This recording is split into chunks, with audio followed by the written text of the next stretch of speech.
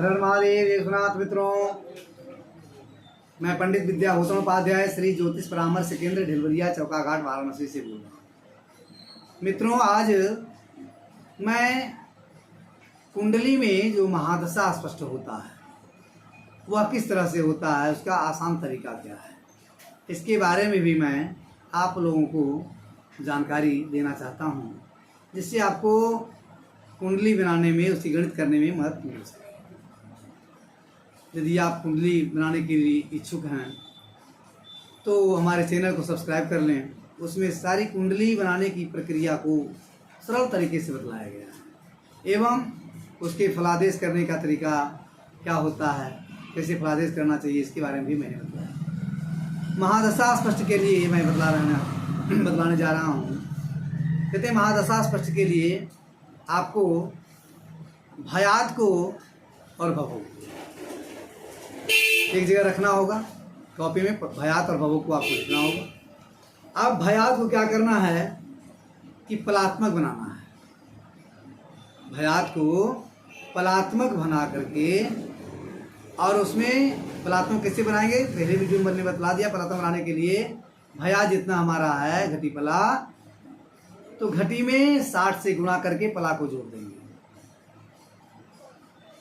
घटी में 60 से गुणा करके पला को जोड़ देंगे, और उसमें फिर हम महादशा वर्ष को गुणा कर देंगे।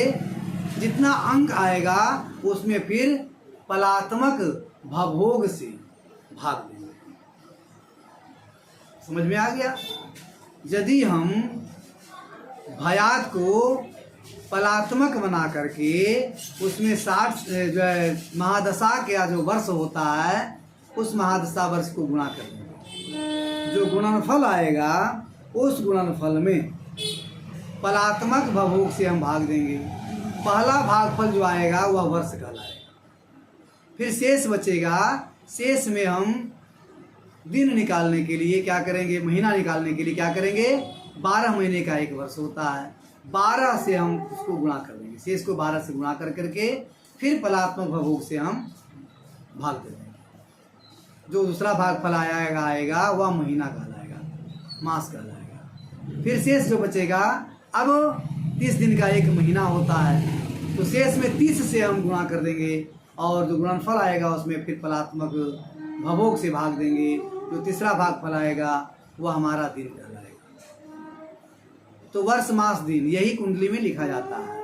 दंड पल्ला आपको यदि सूक्ष्म निकालना है तो दंड पल्ला निकालने के लिए फिर शेष में 60 से गुणा करेंगे। 60 से गुणा कर पलात्मक भवोग से भाग देंगे तो दंड आएगा। फिर जो है भागफल दंड आएगा। फिर पलात्मक जो है शेष को फिर 60 से गुणा करके और पलात्मक भवोग से भाग देंगे तो पला आएगा। इस तरह से आता है। तो मुख्य रूप से वर्ष, मास और दिन यही हमें जो है कुंडली में दर्शाना होता है। वर्ष, मास, दिन तक के हम निकाल लेंगे तो यह भुक्त वर्ष कहलाता है। भुक्त वर्ष, भुक्त मास और भुक्त दिन।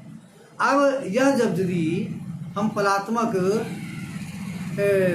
भवोग से भाग देने पर जो भागफल आया वर्ष, मास, दिन में, उस वर्ष, मास, दिन को हम लिखेंगे एक जगह भुक्त के रूप में, यानी भोग किया हुआ, जो गर्भगत रहा।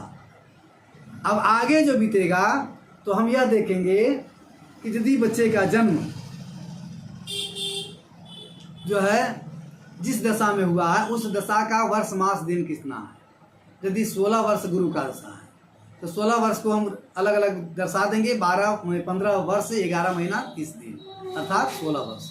अब 15 वर्ष 11 महीना 30 दिन में वो जो भागफल हमारा निकला वर्ष, मास, दिन, उसको क्या करेंगे, उसमें उसको घटा देंगे। जो बचेगा शेष वर्ष, मास, दिन, वह भोग्य कहलाएगा। यानी उतना समय जो है उस जातक का महादशा और भोग करेगा, और जो भागफल निकला था वह इतना बीत चुका था उसको गर्भ में ही, जन्म लेने के पहले। इस तरह से गर्भगत अर्थात भोक्त और भोग्य निकाला जाता है महादशा। हर हर महादेव। जय विश्वनाथ।